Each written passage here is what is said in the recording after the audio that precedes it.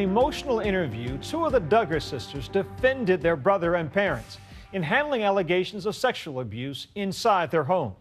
After the story surfaced, the family's reality show, 19 Kids and Counting, was quickly pulled from the air.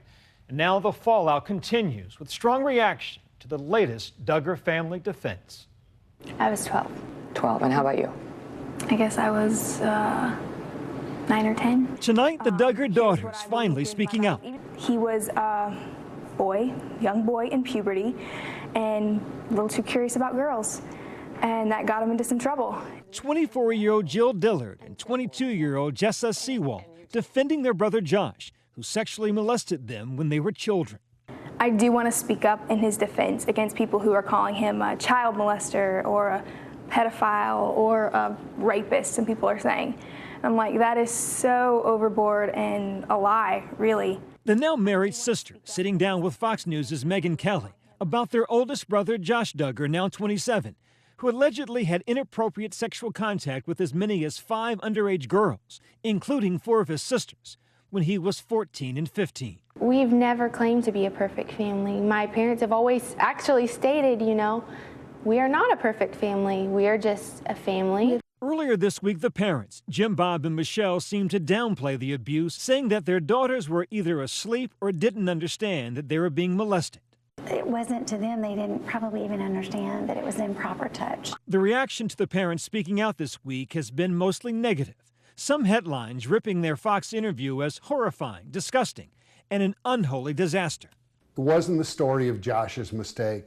It was the story of a whole family's mishandling of a very sensitive situation. Cheryl Underwood gave an emotional and personal reaction to the interview on the CBS show, The Talk. I'm probably the only person at this table that went through that. And I went through that 3, 4, 5 years old. You know something is wrong. When the people you're supposed to trust to protect you seem to be the co-conspirator in your violation. And on social media, many criticizing the sisters for defending their brother. Even Sarah Palin getting into the fray, accusing the media of being critical of the conservative Duggar family, while she says they gave Lena Dunham a pass last year when she wrote in a memoir that she'd experimented with her younger sister. It was burned in our memory.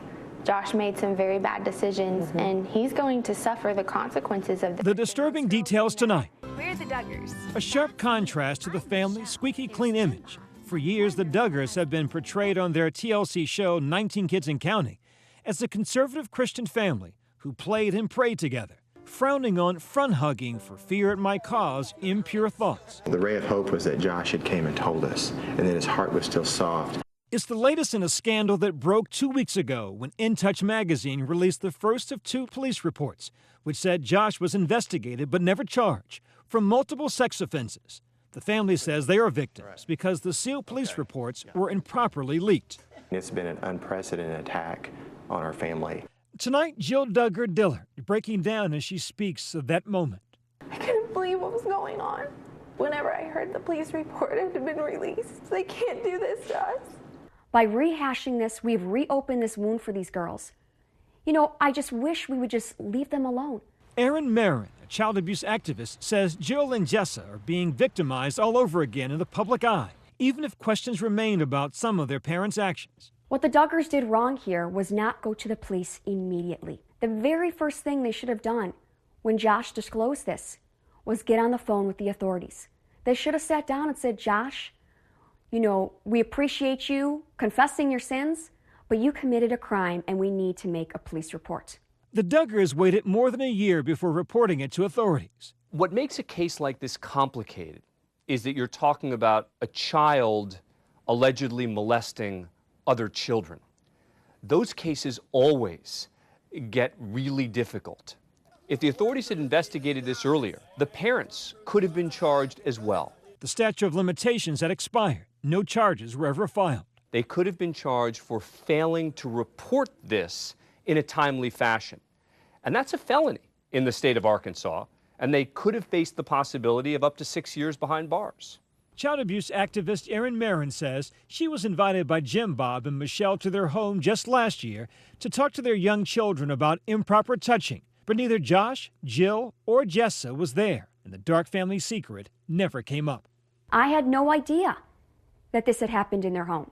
Looking back on it, I think they brought me into their homes to help me get across the message to the rest of their kids. If this ever happens to you, you come and tell mom and dad. You don't keep it a secret. Jessa Duggar himself did not sit down for the interview and only released this statement last week on Twitter and Facebook. I acted inexcusably, for which I am extremely sorry and deeply regret. I hurt others, including my family and close friends. The siblings don't even really consider it abuse. They don't really know what's going on. They don't know how to make sense out of it.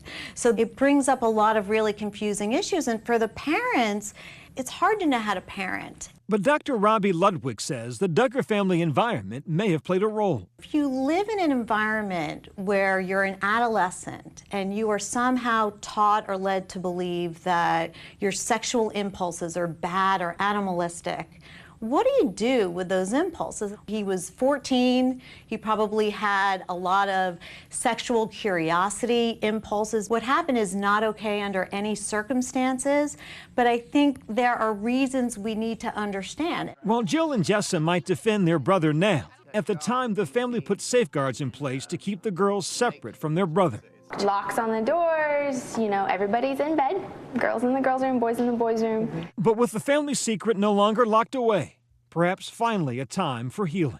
We've already forgiven Josh. We've already moved on.